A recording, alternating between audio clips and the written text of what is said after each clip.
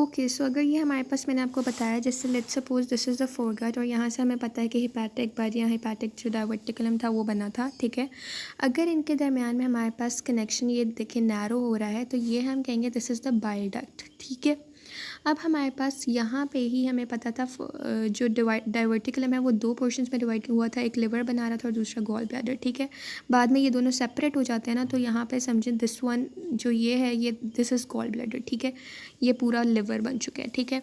तो अब ये जो गॉल ब्लैडर के साथ हमारे पास जो कि एक स्मॉल सॉलिड आउटग्रोथ है, ठीक है, एक्सपैंडेड फॉर्म है, यहाँ पे एक छोटी सी इस बाइल डक्ट की ही समझ लें एक आउटग्रोथ है, उसके साथ ये गॉल ब्लैडर अटैच्ड है, ठीक है। एक्सपेंडेड आउटग्रोथ हमारे पास attached, that is the gall bladder. इसको हम कहेंगे this is the cystic duct, ठीक है। This is the bile duct, this one is bile duct और इसके साथ सिस्टिक डक्ट अटैच है जिसके एंड पे हमारे पास एक एक्सपैंडेड सॉलिड आउटग्रोथ है जिसे हम गॉल ब्लैडर कहते हैं। और ये जो लिवर के साथ हमारे पास डक्ट है ना, ये वाली है हिपैटिक डक्ट, ठीक है। हिपैटिक डक्ट और सिस्टिक डक्ट दोनों मिल के बाइल डक्ट बनाती हैं, ठीक है।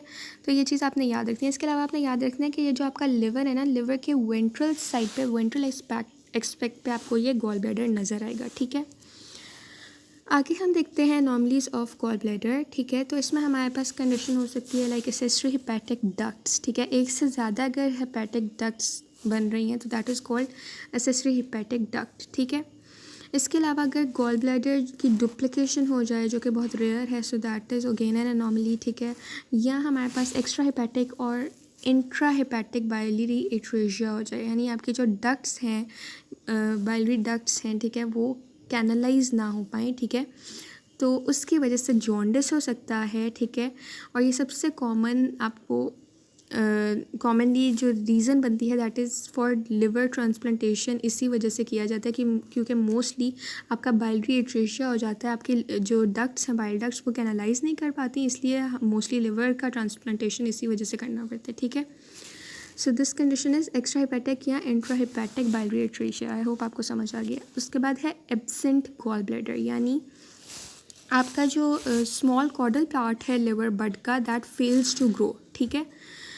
और इस कंडीशन में आपके पास ना सिस्टिक डक्ट होगी और ना ही गॉल ब्लैडर बनेगा, ठीक है। आगे हमारे पास है पेंक्रियाज। ओके सो अब हमने पेंक्रियाज की डेवलपमेंट करनी है, ठीक है। तो पेंक्रियाज बेसिकली एंडोडर्मल सेल्स से अराइज करेंगे, ठीक है। पेंक्रियाज ना दो बड से ओरिजिनेट करते हैं, एक होता है लार्ज डोर्सल बड और दूसरा हमारे पास होता है स्मॉल वेंट्रल बड, ठीक है। अब होता ये है कि अगर आपकी प्रिमिटिव फोरगट है, ठीक है, this is the proximal part, ठीक है, ये वाला सारा इज़ प्रॉक्सिमल पार्ट, ठीक है। इसके डिस्टल पार्ट से एक आउटग्रोथ निकली, ठीक है। उसे हमने देखा कि किस तरह से यहाँ पे लिवर बड बना था, ठीक है। अब होगा क्या कि इसी के पास ना यहाँ इस कॉर्डल पार्ट ऑफ फोरगट से यहाँ डायरेक्टली एक बड ओरिजिनेट होगा जो कि लार्ज डोर्सल बड होगा, ठीक है। इस फोरगट से डायरेक्टली ओरिजिनेट करे, ठीक है। यहाँ पे ये लार्ज डोर्सल बड है फॉर द पेंक्रियाज डेवलपमेंट, ठीक है। और हमारे पास यहाँ से पेंक्रियाज का basically upper part of head, इसका जो हेड होता है उसका अपर पार्ट, इसके अलावा इसकी बॉडी और टेल बनेगी, ठीक है। जो लोअर पार्ट है आपके हेड ऑफ पेंक्रियाज का वो हमारे पास स्मॉल वेंट्रल बड से बनता है जो आपके पेंक्रियाज के इस साइड पे होता है, ठीक है। यहाँ पे स्मॉल वेंट्रल बड होता है, ये लार्ज होगा, this is a bit small, ठीक है। और यहाँ से आपके हेड ऑफ पेंक्रियाज का जो लोअर पार्ट है वो बनेगा, इसके अलावा अनसिनेट प्रोसेस बनेगा, ठीक है। आई होप आपको थोड़ा सा ये क्लियर हो गया।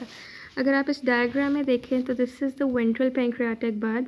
बेसिकली हमारे पास जो वेंट्रल पेंक्रियाटिक बड होती है दैट इज़ स्मॉल, ठीक है। और ये आप देख भी सकते हैं स्मॉल है। और डोर्सल पेंक्रियाटिक बड जो है दिस इज़ लार्जर, ठीक है। सो अब हम देखते हैं कि जैसे जैसे ड्यूडेनम हमारे पास रोटेट करता है वैसे वैसे पेंक्रियाज भी रोटेट करता है। हमने देखा था जब स्टमक ने रोटेट किया तो उसके पीछे पीछे हमारे पास ड्यूडेनम ने रोटेट किया। अब ड्यूडेनम की रोटेशन के पीछे पीछे पेंक्रियाज भी रोटेट करेगा, ठीक है। अब जब ड्यूडेनम रोटेट करेगा तो क्या होगा, जो वेंट्रल पेंक्रियाटिक बड है ये वाली पेंक्रियाटिक बड क्या करेगी कि ये हमारे पास माइग्रेट करेगी और डोर्सल आ जाएगी, ठीक है। किसके डोर्सल आ जाएगी, इस डोर्सल पेंक्रियाटिक बड के यहाँ पे डोर्सली आ जाएगी माइग्रेट करके, ठीक है। जैसे जैसे ड्यूडेनम रोटेट करेगी ये भी हमारे पास जो वेंट्रल पेंक्रियाटिक बड है ये माइग्रेट करके डोर्सल पेंक्रियाटिक बड के पीछे आ जाएगी, इसके बिल्कुल पीछे और इसके थोड़ा सा नीचे आपको जो है ये नज़र आएगी, ठीक है, ये वेंट्रल वाली। उसके बाद क्या होगा, ये दोनों जो बड्स हैं ये फ्यूज़ हो जाएंगी और हमारे पास एडल्ट पेंक्रियाज बनाएंगी। ये दोनों जब फ्यूज़ होंगी तो बेसिकली फिर हमारे पास एडल्ट पेंक्रियाज जो है वो बन जाएगा, जिसमें हमारे पास डेफिनेटिव जिसे आप कह सकते हैं एडल्ट पेंक्रियाज है वो बनेगा, ठीक है। अब हम देखते हैं कि हमारे पास मेन पेंक्रियाटिक डक्ट्स उस पेंक्रियाज से जो निकलेंगी वो कैसे बनेंगी, ठीक है।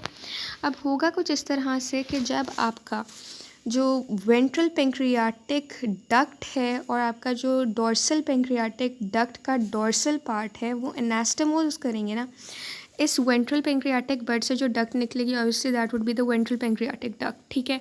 इधर से जो डक्ट निकलेगी that would be the dorsal pancreatic duct, ठीक है। अब होगा क्या कि जो वेंट्रल पेंक्रियाटिक डक्ट है और इस डोर्सल पेंक्रियाटिक डक्ट का डोर्सल पार्ट है, ठीक है, जब ये दोनों हमारे पास एनास्टमोस करेंगे तो हमारे पास जो डक्ट बनेगी that would be the main pancreatic duct, ठीक है। और जो प्रॉक्सिमल पार्ट होगा ना हमारे पास डोर्सल पेंक्रियाटिक डक्ट का, क्योंकि हमारे पास जो डोर्सल पार्ट था वो तो डोर्सल पेंक्रियाटिक डक्ट का एनास्टमोस कर था वेंट्रल पेंक्रियाटिक डक्ट के साथ, उसने मेन पेंक्रियाटिक डक्ट बना दिया, ठीक है। लेकिन इस डोर्सल पेंक्रियाटिक डक्ट का जो प्रॉक्सिमल वाला पार्ट है ये हमारे पास रिग्रेस हो जाता है मोस्टली, लेकिन अगर ये परसिस्ट कर जाए तो हमारे पास एसेसरी पेंक्रियाटिक डक्ट्स बनती हैं, ठीक है। और ये एसेसरी पेंक्रियाटिक डक्ट्स आपके पास ड्यूडेनम में ओपन अप होंगी through a papilla that is called the minor duodenal papilla, ठीक है। आई होप आपको ये बात क्लियर हो गई है पेंक्रियाज के डेवलपमेंट की, ठीक है। अब होगा क्या कि 3rd मंथ के शुरू में ना हमारे पास पेंक्रियाज के आइलेट्स ऑफ लैंगरहैंस डेवलप होंगे, ठीक है। और यहाँ से बेसिकली इंसुलिन और ग्लूकागोन की सिक्रीशन होती है, ये आपको पता है, ठीक है। और लेकिन इंसुलिन और ग्लूकागोन की जो रिलीज़ होगी, ये जो सिक्रीशंस हैं इस आइलेट ऑफ लैंगरहैंस से रिलीज़ होना कब शुरू होंगे, ये 5th मंथ में जो है वो रिलीज़ होना शुरू होंगे। डेवलपमेंट जो है आइलेट्स ऑफ लैंगरहैंस की, ठीक है, वो 3rd मंथ के शुरू में हो जाती है, लेकिन जो सिक्रीशंस है वो रिलीज़ होंगी 5th मंथ में, ठीक है।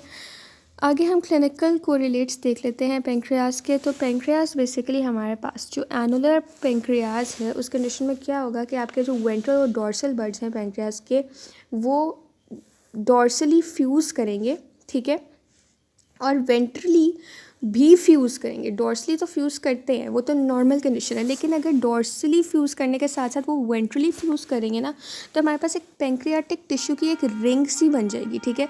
वैसे तो कुछ इस तरह से हमारे पास पेंक्रियाज बनेगा ना, तो अब जब ये इसने डोर्सली भी यहाँ से भी फ्यूज़ किया और यहाँ से भी फ्यूज़ किया तो हमारे पास एक रिंग ऑफ पेंक्रियाटिक टिश्यू बन गई, ठीक है, अराउंड द ड्यूडेनम, जिसकी वजह से ड्यूडेनम जो है वो स्टेनोज हो जाएगा, ठीक है। और इस कंडीशन को हम कहेंगे this is the annular pancreas, ठीक है। आई होप आपको समझ आ गई है। आगे है एसेसरी पेंक्रियाटिक टिश्यू, ये सबसे फ्रिक्वेंटली आपको स्टमक और ड्यूडेनल वॉल्स में नज़र आएगी, ठीक है। एसेसरी पेंक्रियाटिक टिश्यू आपके ड्यूडेनल और जो स्टमक की वॉल्स हैं उसमें आपको नज़र आती है। फिर है पेंक्रियाज डेविज्म, ठीक है। पेंक्रियाज डेविज्म इज़ अ कंडीशन जिसमें क्या होता है आपका जो मेन पेंक्रियाटिक डक्ट है ना वो ही नहीं बन पाता, ठीक है। जब वो नहीं बन पाएगा तो पेशेंट जो है उसको पेंक्रेटाइटिस की कंडीशन होगी, ठीक है। आगे है स्प्लीन की डेवलपमेंट। तो स्प्लीन जो है हमारे पास 5th वीक में मेसोडर्मल सेल्स से अराइज होती है, ठीक है। और मेसोडर्मल सेल्स किसके होंगे, आपके डोर्सल मीजोगैस्ट्रियम के मेसोडर्मल सेल्स से 5th वीक में स्प्लीन की डेवलपमेंट शुरू होती है। फिर ये सेल्स जो हैं ये डिफ्रेंशिएट करते हैं और हमारे पास जो है स्प्लीन की कैप्सूल और कनेक्टिव टिश्यू बना देंगे, ठीक है। जो स्प्लीन है आपकी स्टमक के साथ अटैच होता है थ्रू गैस्ट्रोस्प्लीनिक लिगामेंट, ठीक है। और किडनी लेफ्ट किडनी के साथ अटैच होता है थ्रू स्प्लीनोरीनल लिगामेंट, ठीक है। आगे वो कहता है कि जो आपकी जो स्प्लीन है, although it is a lymphatic organ, ठीक है, लेकिन हम इस जीआईटी के डेवलपमेंट में क्यों पढ़ रहे हैं, ये आपके दिमाग में सवाल आना चाहिए था कि although spleen is a lymphatic organ, लेकिन हम डाइजेस्टिव सिस्टम में इसलिए इसको पढ़ रहे हैं क्योंकि जो इसके जो मेसोडर्मल सेल्स है ना, वो कहाँ पे प्रेजेंट है, आपके डोर्सल मेजेंट्री की लेयर के दरमियान इसके मेसोडर्मल सेल्स जो है वहाँ से ये डिराइव होता है, ठीक है, बेसिकली स्प्लीन। और इसको जो है सप्लाई भी हमारे पास सीलियक ट्रंक करती है, सीलियक ट्रंक की एक ब्रांच बेसिकली इसे सप्लाई करती है, ठीक है। इसलिए दो वजूहात की वजह से हम स्प्लीन को कहते हैं although it is a lymphatic organ, लेकिन हम इसकी एम्ब्रोलॉजी जो है वो जीआईटी सिस्टम के साथ डिस्कस करते हैं, ठीक है। स्प्लीन जो है ये एक हेमेटिक पोइटिक ऑर्गन के तौर पे जो है वो आपको लेट फीटल लाइफ में नज़र आएगा, ठीक है। लेट फीटल लाइफ तक आपको स्प्लीन जो है एज अ हेमेटोपोइटिक ऑर्गन जो है रोल प्ले करता हुआ नजर आएगा। अब हमारे पास एक क्लिनिकल कोरिलेट है स्प्लीन का, दैट इज एसेसरी स्प्लीन्स। इसमें क्या होगा, 10% ऑफ पीपल में आपको एसेसरी स्प्लीन्स नज़र आएंगी। इसमें एक या एक से ज़्यादा आपके पास स्प्लीनिक मैसेज नज़र आएंगी, ठीक है। स्मॉल स्प्लीनिक मैसेज आपको सुपर न्यूमरली नज़र आएंगी, ठीक है। और ये कहाँ प्रेजेंट होती हैं, आपके पेरिटोनियल फोल्ड्स के दरमियान प्रेजेंट होंगी, ठीक है।